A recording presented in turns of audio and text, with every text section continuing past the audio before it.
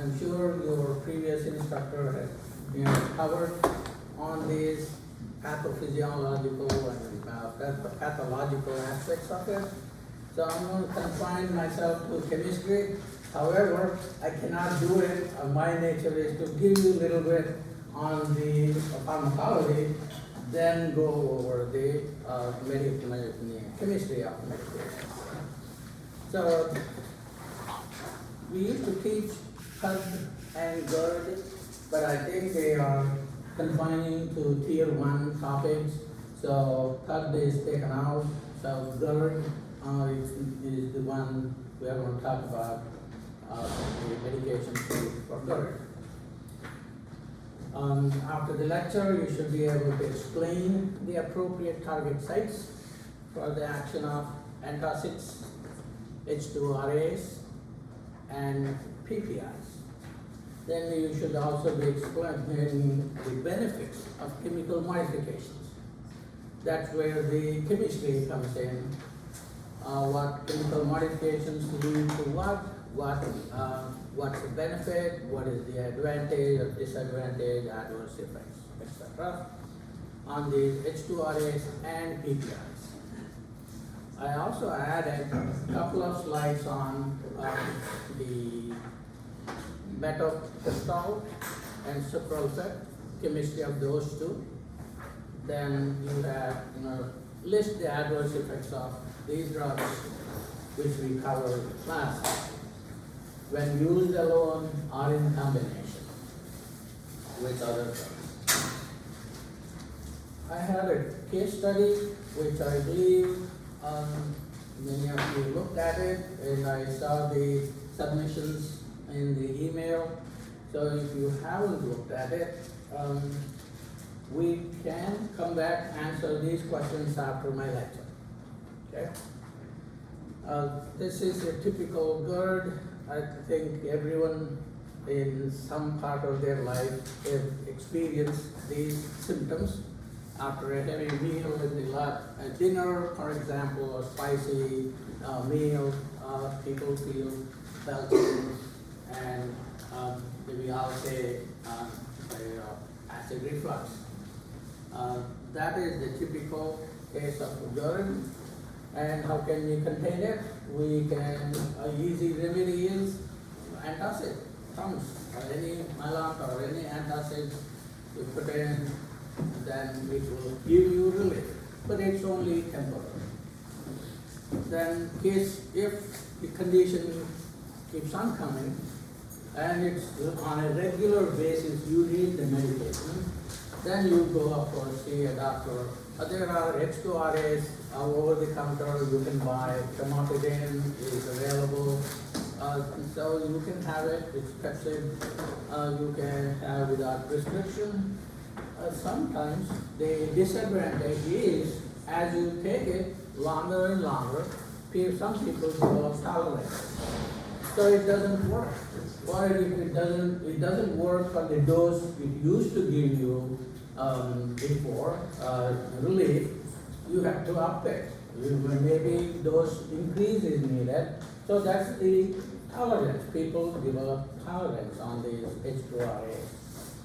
Then of course there are PPIs. I think one or two are available over the counter PPIs. There are disadvantages as advantages for PPIs. Why PPIs are not recommended long term, I will talk to you on this later on, why you have to reevaluate before putting your patient on PPI.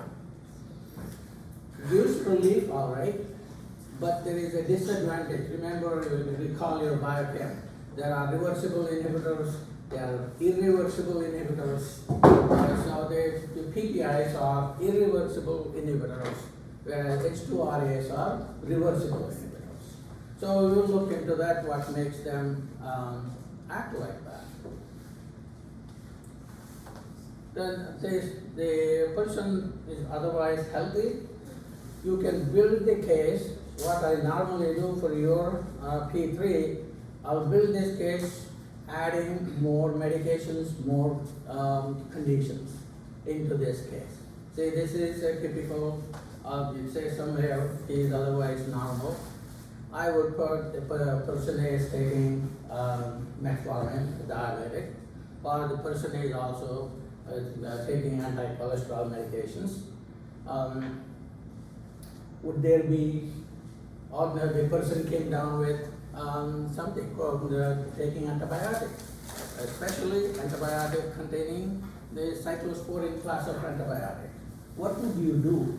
What precautions do you tell this patient, advise this patient while taking those the quinolones, rather not cyclosporine, quinolones, the antibiotics. So those are the things I build it and give you question on it. So it will be for you to apply your knowledge. Okay?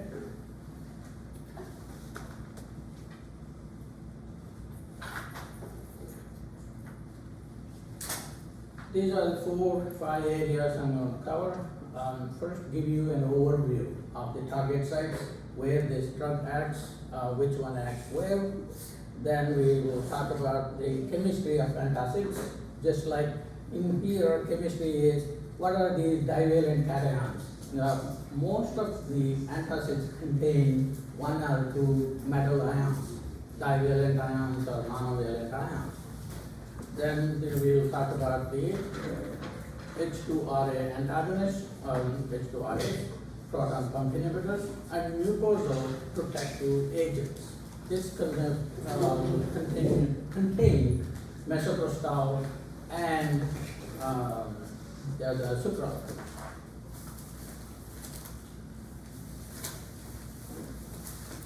You now see from the back, I zoomed it, so there will be some the bottom part. I'll come to that later. Can you all see from the back? Okay. So the red marks, these are the places where these drugs act. H2RAs block the H2 receptor activation, and the proton pumps, they directly inhibit the proton pump, which is otherwise called biochemistry terminology. This is a HK ATPase. You just say proton pump. And I'm not going to cover the H. pylori, and this is here, but the other targets down here, sucralfate and the misoprostol. I'll come to that in a minute. Remember, the H2 receptors can be activated by more than one agonist. Agonists like gastrin. Gastrin can activate histamine cell surface receptors, H2RA, H2s, and they can increase the proton pump. They block the proton pump. Likewise, acetylcholine. Acetylcholine, these are the natural way how we increase the proton pump, activates. Acetylcholine, gastrin, and then the histamine, they can activate H2 receptors, thereby proton pump is activated. That is the normal pathway. If we use the blockers, H2RAs, they block the activation of H2 receptors by any of these, acetylcholine, gastrin, or the histamine. So that's where the H2RAs come in. Now, in the natural pathway, how do we control this activation of pumps? Or gastrin, food smell. Some people start secreting this gastric juice just by smelling the food. That is the gastrin receptor activation, or acetylcholine activation, or histamine activation will lead to this. Naturally, we also make prostaglandins. Prostaglandins work in the opposite way. They control the proton pump activation. When the activation is happening, if there is prostaglandin, PGE, PGI2, they bind to the prostaglandin receptor, then they work in the opposite way. They decrease cyclic AMP. Remember, all these three, gastrin, acetylcholine, histamine, the histamine receptor activation causes increasing cyclic AMP that will cause the proton pump activation. Prostaglandins, they will decrease the cyclic AMP because their receptors are connected, are coupled to GI pathway. Remember GS and GI pathways in pharmacology? So PG receptors or GPCRs, they are coupled through GI pathway. So naturally they decrease cyclic AMP, they inhibit cyclic AMP, thereby inhibit the proton pump. That's how we naturally control these proton pumps. Prostaglandin, the gastrin, acetylcholine, histamine, they activate proton pumps, and once they are activated, then the prostaglandins subsequently, they are secreted, they are coming in, they will block the proton pumps. So that is the balance, it's a homeostasis going on. If there is a compromise, something happened to this homeostatic equilibrium, that's when we need the blockers. That's when we need antacids, that's when we need the H2RAs and the PPIs. As the case builds, we need the powerful inhibitors of proton pumps. Prostaglandins also, they have another function. Besides inhibiting proton pumps, they secrete, they stimulate cells to secrete mucus.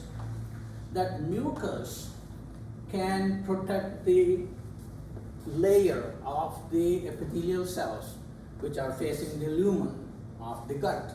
So they are providing natural barrier for this HCl, the acid, so that the epithelial cells corrosion by the acid is minimized. If for some reason prostaglandin secretion is decreased or stopped in a patient, that can compromise the mucosal layer as well. The decrease in mucosal secretion can expose the epithelial cells to the acid secreted by the proton pumps. Okay. So that's the dual function of these prostaglandins that help reduce proton or reduce the acid in the by the secretion by the proton pumps, also by protecting the epithelial layer by stimulating secretion of the mucus.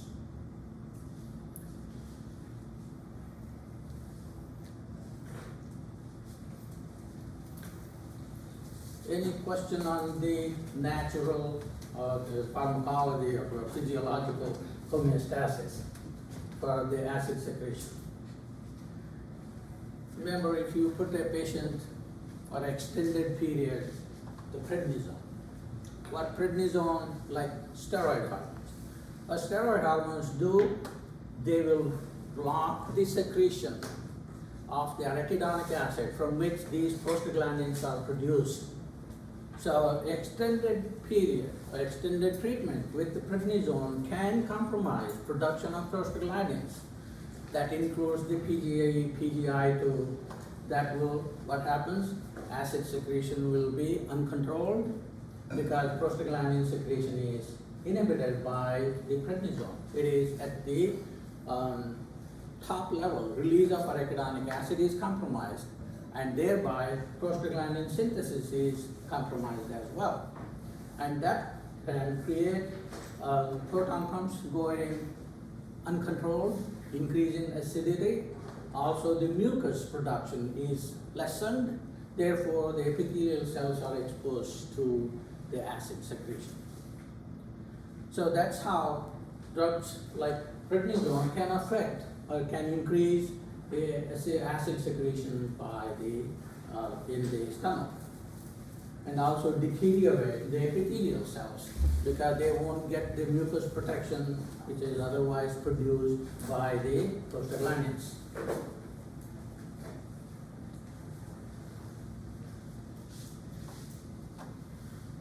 So what the antacids would do? Where is the target site? Antacids are just neutralizing agents. They will only affect when there is an acid already secreted. Antacids will come in, they fizzle this out. Remember the neutralization in a test tube in your chemistry lab, you add a base into acid, what happens? It fizzles. That fizzling effect is what's happening with the antacids, and they will neutralize the acid already secreted. They won't do anything to the H2 receptors or the proton pumps. They only act on the acid already secreted. They just neutralize. That's why you get a very short relief. If anything serious, then they won't help you. Antacids will not help you. Antacids, of course, give you a quick relief. That is for sure. And since the proton pumps are already, they are doing their job, there will be secretion of acid. And once the neutralizing effect is gone, you need to either take another tablet and neutralize again. That keeps on going. Okay. Antacids, when combined with alginic acid, there is another agent you can combine for some serious relief. Alginic acid gives you better results with antacids. What it does, it is more like a, what should I say? You know, when the fizzling is going on, effervescence is coming up, that will make the level of the fluid goes out of the stomach. That comes to our esophageal area where you feel the acidity. That the alginic acid prevents it. It will prevent the forming of the foam or frothing effect, so that it will contain the neutralized acid, stay back in the stomach, not coming back to your throat. So that is what the alginic acid will do in combination with antacid. By itself, it doesn't have any effect. Antacids are all sorts of these divalent cations. Yes? Yes. Can I take you back to prostaglandin? Okay. Please, what's the function, the effect of prostaglandin on inflammation? You know, They are all anti-inflammatory. They are anti-inflammatory, no doubt about it. The prostaglandins also, they have several other physiological functions. One of them here I'm discussing here is the prostaglandin's role in reducing the acid and protecting the epithelial layer of the gut that's from the acid. So prostaglandin, besides anti-inflammatory function, they also have vascular function. Of course, Dr. Oetten must have talked to you on this. They have vascular functions. Some of them vasoconstrictors, some of them vasodilators. So they have number of roles, and there are hundreds of these prostaglandins. They are not just PGE, PGI2. I worked on this for my postdoctoral back in Virginia. So I have separated 57 of these prostaglandins by purification. That time we have to purify to find out their role, and that's how I also use a P450 pathway. There is a pathway, P450, cytochrome P450, also works on the arachidonic acid and produces vasodilators. Some of them are vasodilators, they are called epoxides. So there is a cyclooxygenase pathway, leukotriene pathway, and the cytochrome P450 pathway. 3 pathways for arachidonic acid metabolism, producing hundreds of these eicosanoids. They are all called eicosanoids. They all have different functions. Thank you.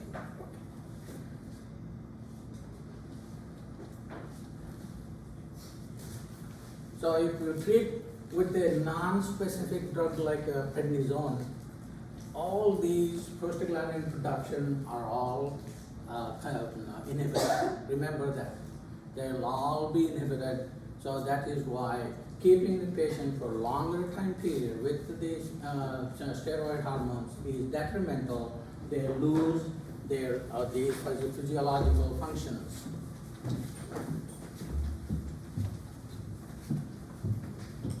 So, are there any other questions? So just know these antacids contain different metal ions, and that will help you decide if a person is taking these on quinolone antibiotic treatment temporarily, that until that quinolone treatment is over, you may want to watch out magnesium supplying these divalent cations. Why? Because these divalent cations make chelator. They are chelating agents.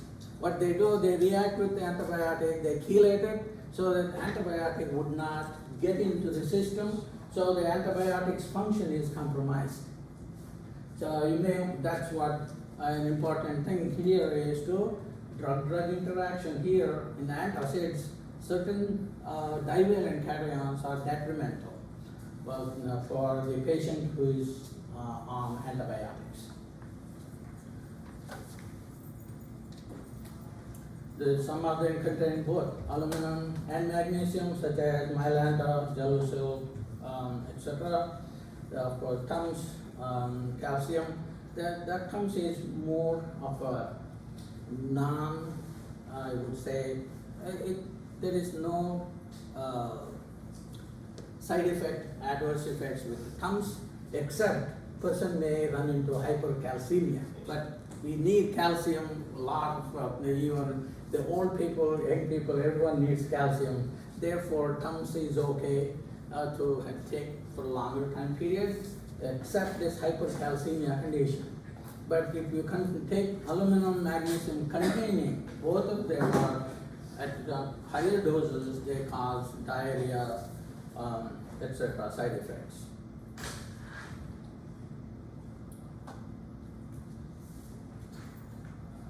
They cause osmotic diarrhea.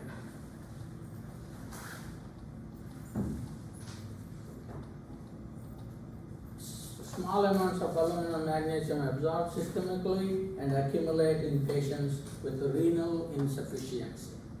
That's also something for you to watch out. Magnesium antacids should be avoided for patients with creatinine clearance.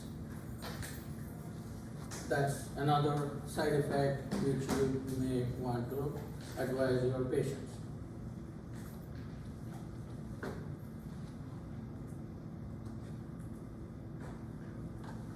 Chronic use of aluminum containing antacids will probably lead to renal failure and therefore should be avoided. High doses of calcium antacids may cause hypercalcemia, but this is, as I said, rare condition to occur. But there is something on hypophosphatemia. Aluminum containing antacids interfere with the absorption of phosphate. You know, the phosphate is an important organic material required for all the biochemical reactions, cellular and systemic, so there you may want to watch out. They may run into hypophosphatemia condition. Antacids may also interfere with the absorption of many orally administered drugs that require an acidic environment. That is also something you may want to watch out. The last one is the chelation. That's the quinolones. While taking quinolones, you may want to avoid the divalent containing antacids, magnesium containing, calcium containing, any antacids. That is detrimental for the quinolones to act. Then we'll move on to H2RS. So these antacids are temporary relief. They won't do anything to the H2 receptors or the proton pump. They only neutralize the acid already secreted into the gut. So what we can do in case of persistent of the acid reflux in GERD cases, you can up the treatment going into H2RA. These H2RAs are antihistamines and they block the H2 receptor activation by gastrin, acetylcholine, and histamine. All three activations can be blocked by H2RA antagonists. So H2 receptor activation blockade will cause similar cyclic AMP production, decrease in cyclic AMP production, which will cause decrease in the secretion of acid by proton pump. So it is more like upstream regulation. So the regulation comes at the receptor level, so the acid secretion will be effectively blocked by proton pumps. Because less cyclic AMP means less proton pump activation.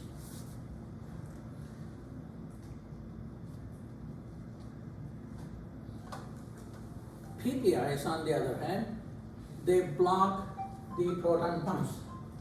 That's where the acid is secreting, so they work at the end of the pathway, that is the root cause for the accumulation of HCl. So that is, they inhibit proton pumps.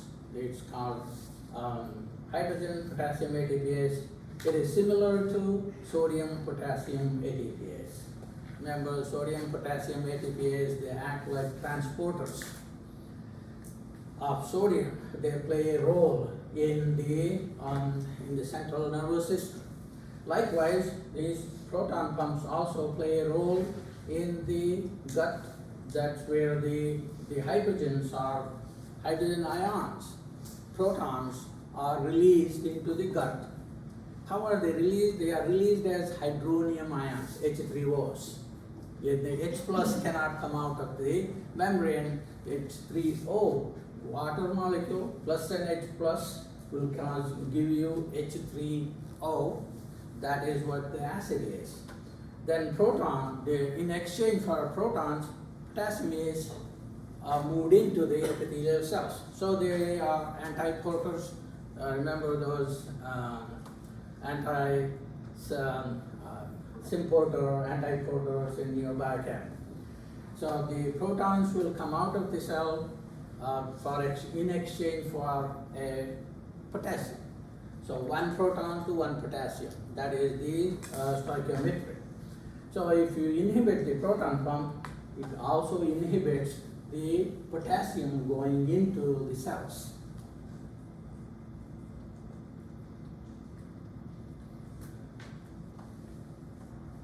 And the proton pump can be activated by gastrin, histamine, or the M3 acetylcholine with respective receptors. Gastrin receptors, histamine receptors, and the M3 receptors.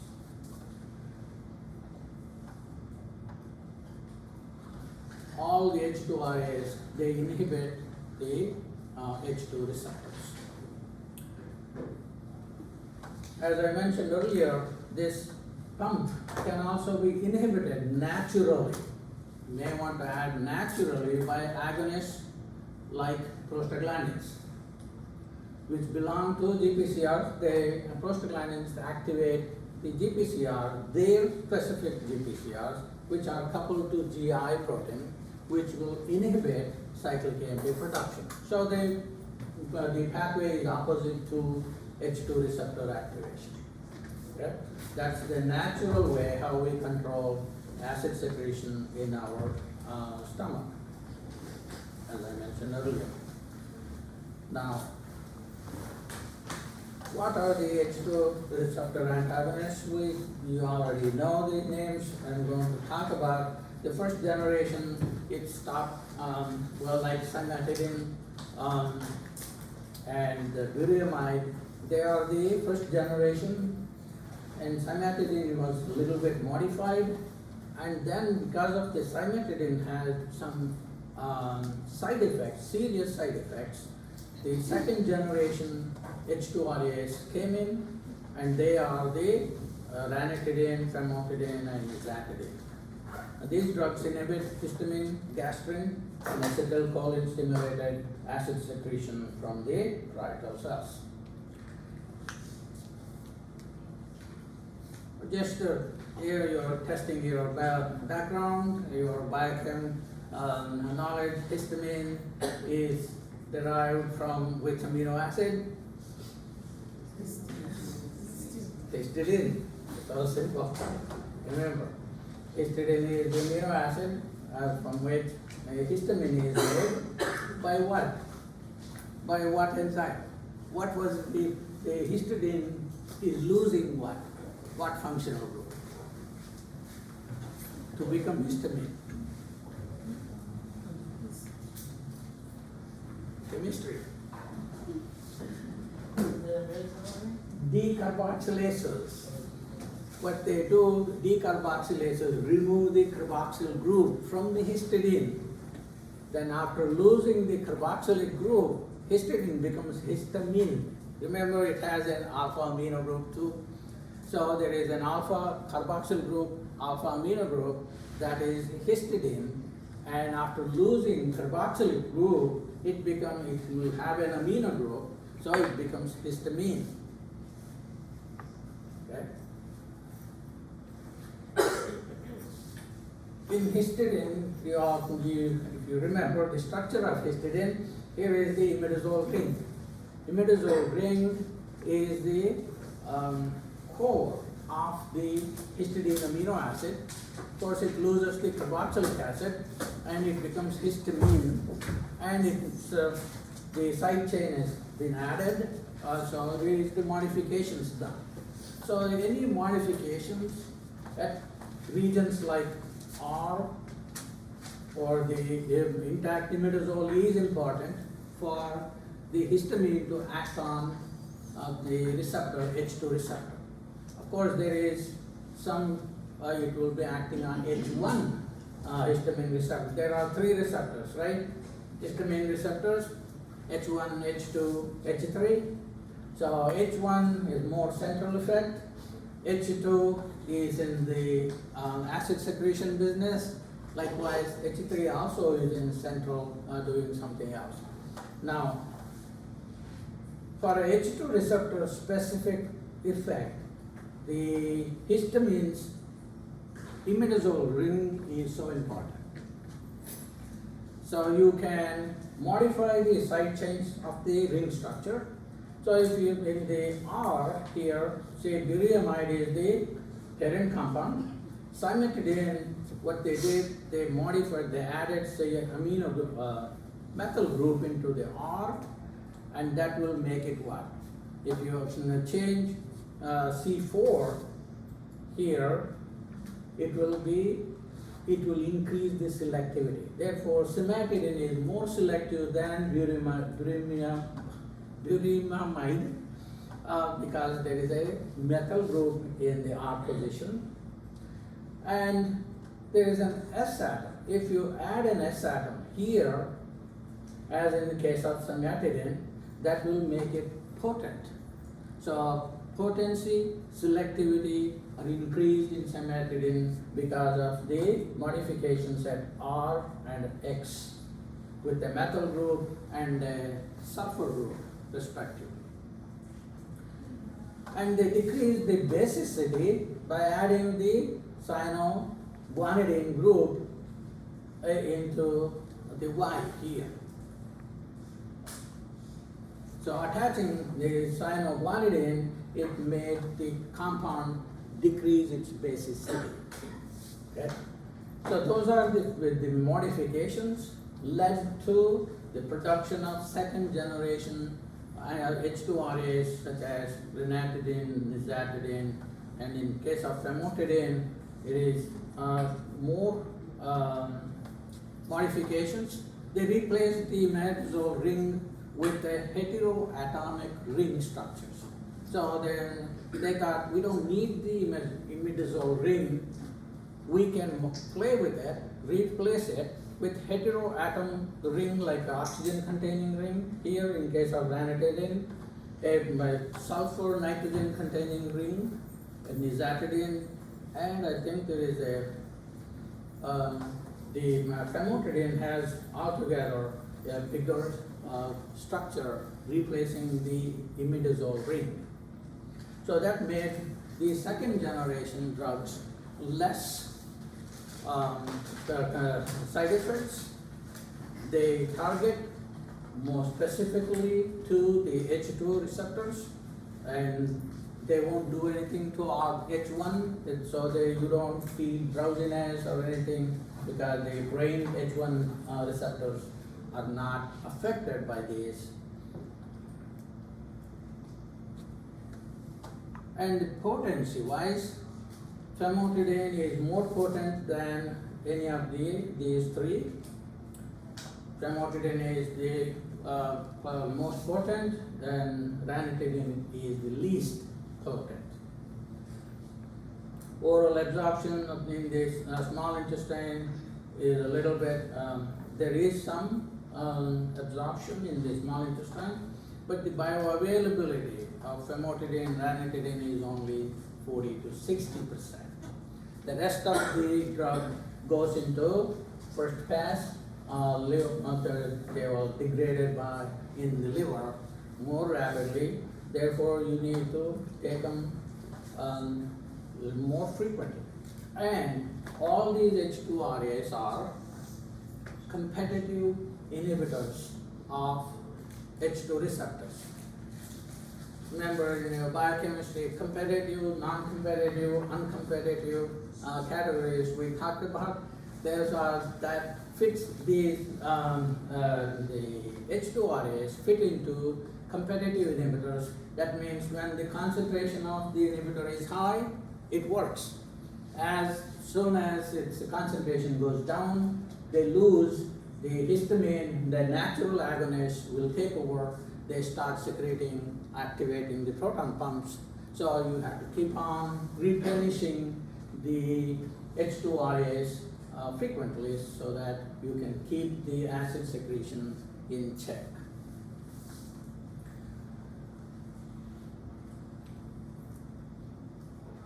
Adverse side effects, there is not much. They are pretty safe, except some of them, because of the reduction in acidity in the stomach, the drugs such as ketoconazole, an antifungal drug, absorption or its activity become compromised. So because that needs an acid environment for its absorption.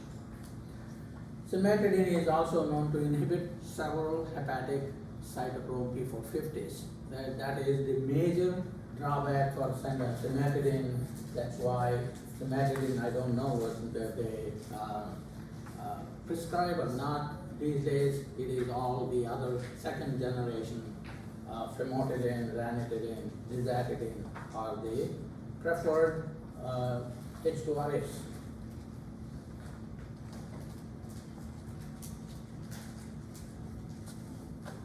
Are there any questions on H2RAs which I did not address? You can ask me now before we move on to the chemistry of PPIs. Remember, all H2RAs, they need to have that imidazole ring or a substituted heteroatomic ring structure for them to work on H2 receptors. So that is a must. And then some side chain modifications can increase the potency, increase the selectivity, such as in case of cimetidine or the heteroatomic ring is true for all three second generation. That leads to the formation of second generation.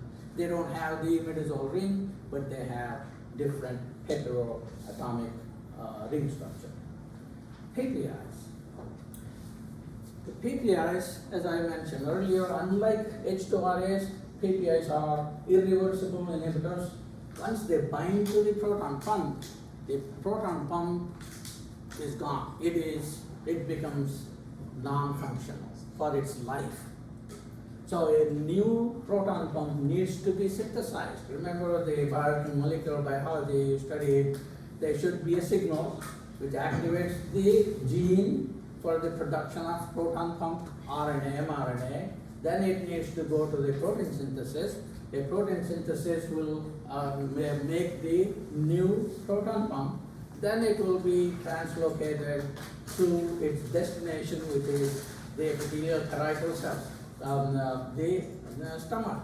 So that many steps it has to follow.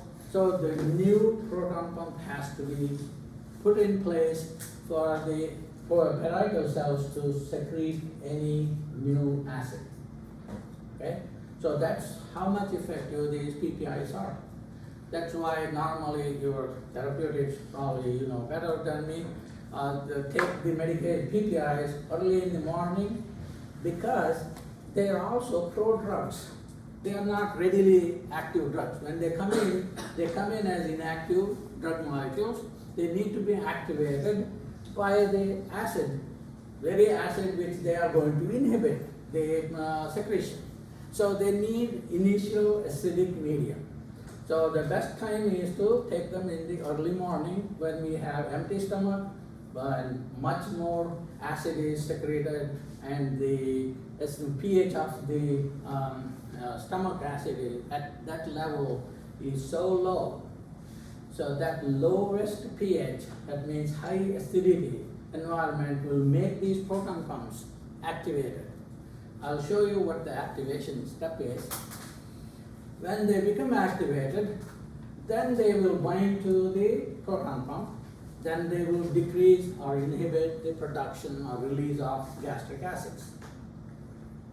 So the best time to take the PPI is early in the morning. Once you take it, the effect can last longer. 24, 36, there are 48 hours, they last that long. So until then, there won't be any new acid secretion. Then remember what happens. We eat. When we eat, we need acid for digestion. Well, what the acid would do, it will denature proteins in the diet. That is a critical step for protein to get digested further in the small intestine. The denaturation should occur. That step would not occur in the patient taking the PPI. When the pH is higher in the stomach, there is no required acidity required for the digestion or denaturation of protein. That protein digestion is compromised in these patients when they are in PPI. And it takes longer time for them to get back the acid needed. And that makes it what? These microbes. We ingest microbes from our diet. Along with our diet, we also ingest lots of microbes in their cyst form or in their active form. Guess where they are destroyed? They are destroyed by the acidic medium in the stomach. They will all be killed. So in a patient taking the PPI, there is not much acidity. The pH of the stomach is about 6, pH 6, almost neutral. At that point, these microbes can get away from the stomach, go into intestine, and then they get absorbed and lead to the infections. So people taking PPI on a regular basis are subject to opportunistic microbial attacks. So they get infections quite frequently. Yes. So aside from the infection, being prone to infection is also called weight gain. Is that commonly seen in patients with taking PPIs, weight gain, because you're now not being able to metabolize or digest? Oh yeah, weight gain you mean? Yes. Oh okay, it could be possible.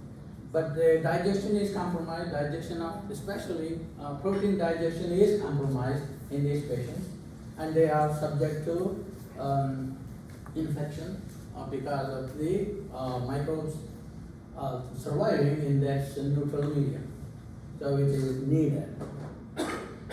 And can you wise, these are benzimidazoles. They are not imidazole ring structures, they are benzene imidazoles. Benzimidazole derivatives, and they are, what they do, they covalently bind to the proton pumps. Where do they bind to? They bind to the SH groups in cysteine residues. Remember, all cysteine amino acids containing proteins, they have an SH in their site group. That SH is the binding site for these proton pump inhibitors in the proton pump. And they undergo covalent binding. Covalent binding means it is irreversible. Covalent binding cannot be removed unless there is an enzyme to degrade them. Therefore, they become irreversible inhibitors. They are benzimidazoles. Specifically, they are pyridyl methyl sulfonyl benzimidazoles. One thing I forgot to mention before, in this PPI, there are two classifications now. There are the classical, traditional ones are the irreversible inhibitors, which I talked about. There is another class coming up, but I don't think they are in the clinical use. They are investigational right now. How about a reversible proton pump inhibitor? Because the drawbacks I told you, by permanently inhibiting the proton pumps, you are making the patient vulnerable for microbial attacks, also the compromise in the digestion of proteins in the diet. So in order to overcome these two disadvantages, make them reversible inhibitors just like H2RAs. They come and bind to the proton pump. When the concentration of the drug is high, if they inhibit the proton pumps, when they are metabolized, the concentration goes down and the acid secretion resumes. So there is no need for a new proton pump to be synthesized starting from the gene activation. So that is the plus point, having a reversible inhibitor of proton pump inhibitors. Not much success. Where is the target? Unlike the irreversible inhibitors, they don't bind to the cysteine SH groups. They shouldn't bind, they shouldn't make a covalent binding. They should bind reversibly. The non-covalent binding is preferred, or what we have, whatever the investigational drug we know, it affects the potassium exchange. Remember, in the proton pump, each hydrogen comes out, is released to the lumen. One proton, potassium is sent inside the parietal cells. What if you block that potassium going in? If potassium doesn't go in, protons will not come out. Okay, so that is the basis for making a reversible proton pump. Reversible proton pumps, they are also called acid pump antagonists, because these are proton pumps are acid secreting, and they call APS, and one investigational drug is called, there is a number, I don't think they have named it, but again, it is investigational right now. So let's talk about the irreversible pump inhibitors, chemistry of it. They contain these benzimidazoles, and they need activation. They are prodrugs. So they need acid environment for their activation. So you have to take them well in advance. That means early morning, we go in the empty stomach. That way they get converted to the active drugs by the acidic environment of the stomach.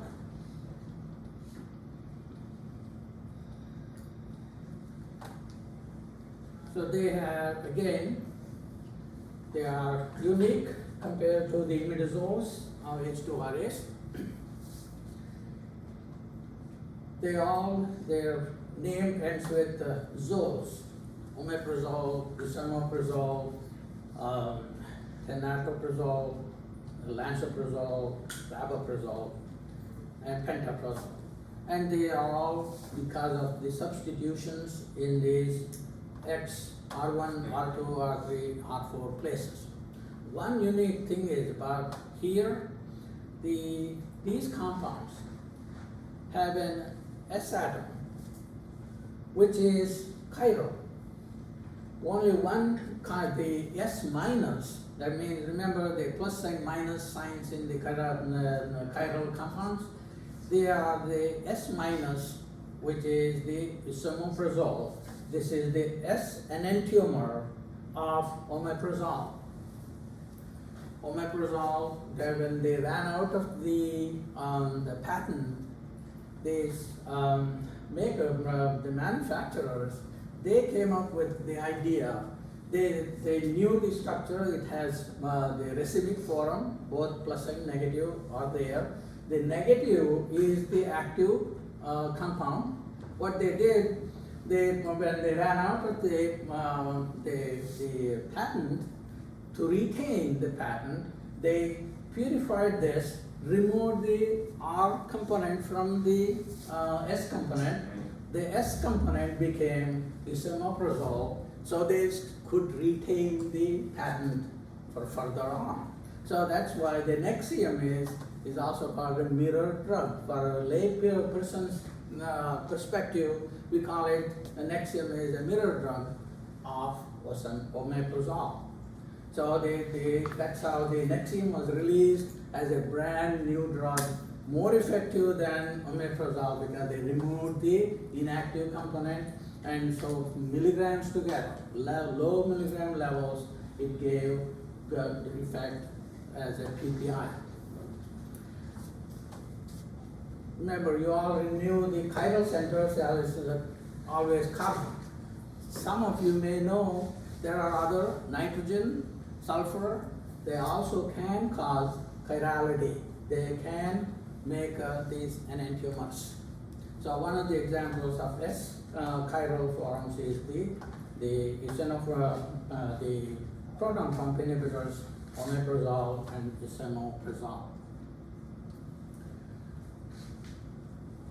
I just want to know this, the ring structure here is not imidazole, it is the benzimidazole, benzene containing imidazole.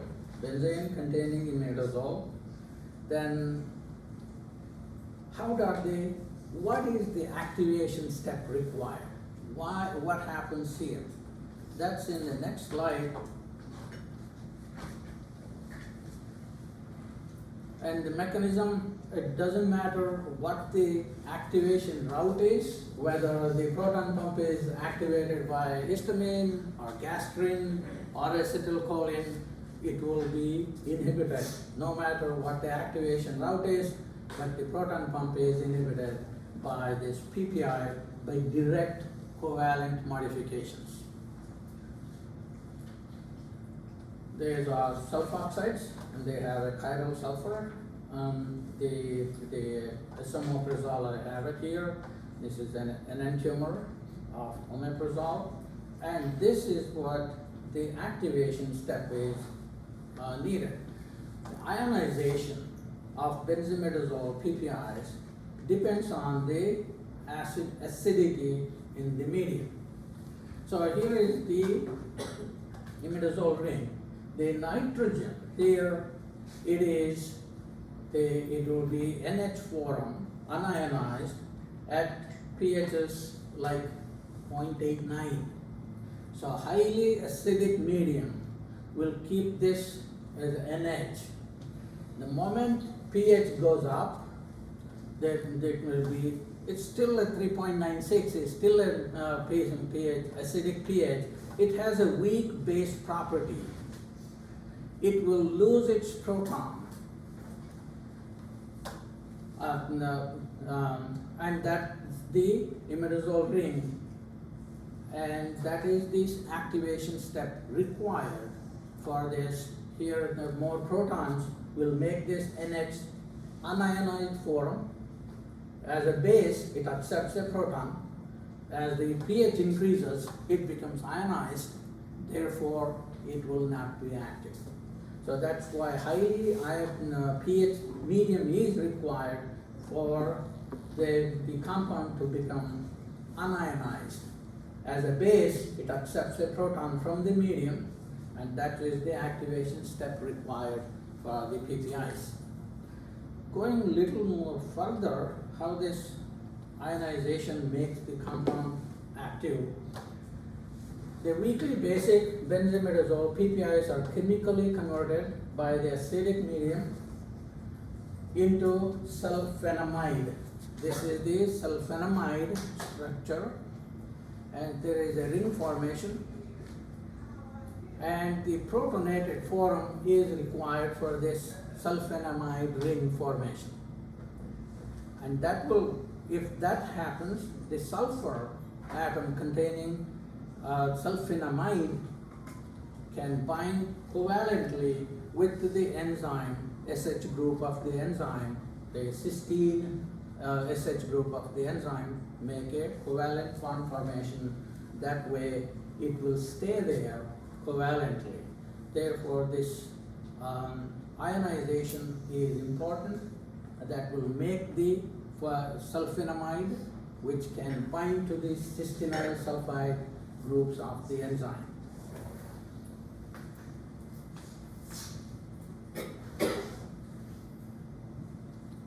Okay.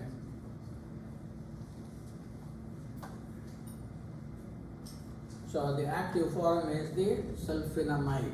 It is not sulfonamide. Please check your spellings. This is sulfonamide.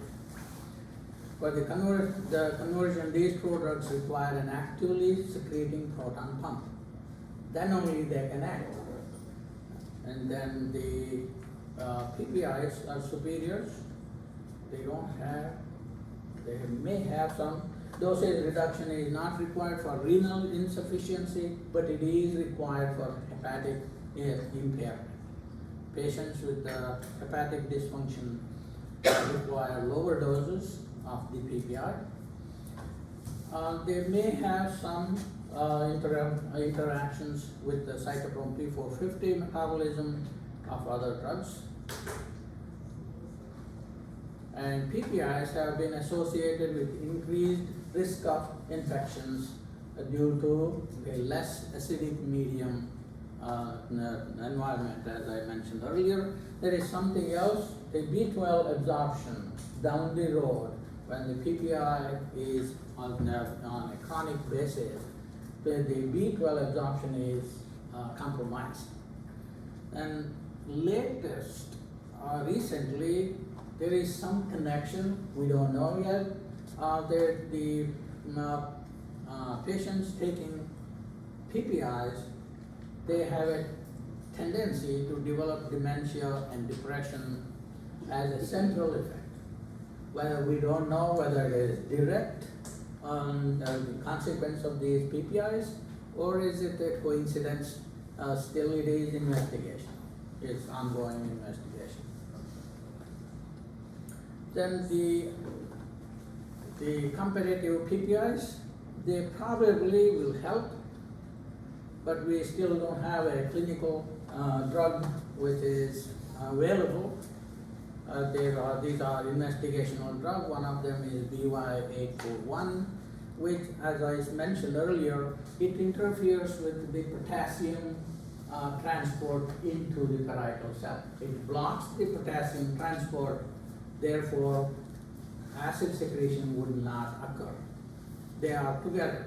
One goes out, the other one comes in. If the one is blocked, the other one will be automatically blocked. So that's the basis for the newer drugs, reversible, and that way it will probably. Hi, Dr. Shivachar. Hi, good morning. Good morning. I'm sorry, I will sum up. Thank I'm you very almost much. done. Yes. Thank you. Yeah. So that is the reversible antagonist, reversible inhibitor PPIs, and little bit on mucosal protective agents, which I mentioned earlier. See, the prostaglandins are good, natural blockers of the PPR proton pumps. However, they are short-lived. What do they have? They have a carboxylic group. Any decarboxylase enzyme can remove. The moment they lose the carboxyl group, they become inactive. That's why prostaglandins are short-lived. So the misoprostol is synthesized by just doing the esterification. The carboxyl group is blocked by esterification. When it is esterified, it stays. The carboxylase cannot act on the esterified group. Therefore, misoprostol is stable analog of prostaglandin E1, and it can give you long-lasting inhibition of the PI. The other thing is the same misoprostol can increase the mucus secretion, and that can protect the lining of the cells. Yes. Do you mind going back one slide, that bottom red portion of that sentence is not within our part yet? Okay. Oh, yeah. This for longer time period than its natural counterpart. That is, I added it while reading. Then it made sense for me why misoprostol is better than the prostaglandin E1, because it stays longer. Therefore, it gives you long-lasting effect. It is misoprostol is a methylated analog of PPE.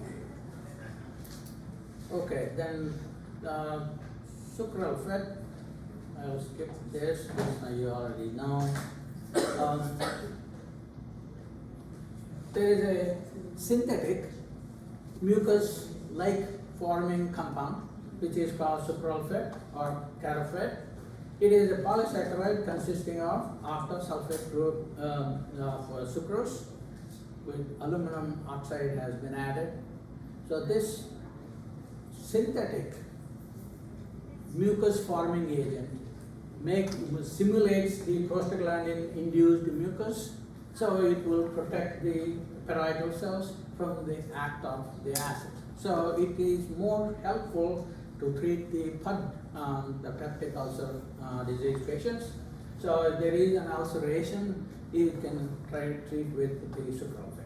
That will help you give relief. And I'm going to stop at this. It is what you have to focus on.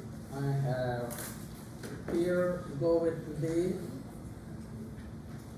it's taken from Medchem, and also I used the PODA Kimball.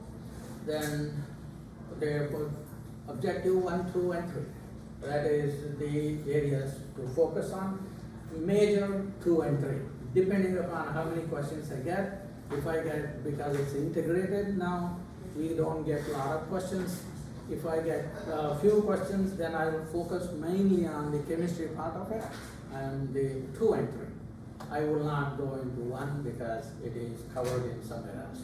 Okay, thank you so much. Sorry, I'm not interested. Thank you. Appreciate it.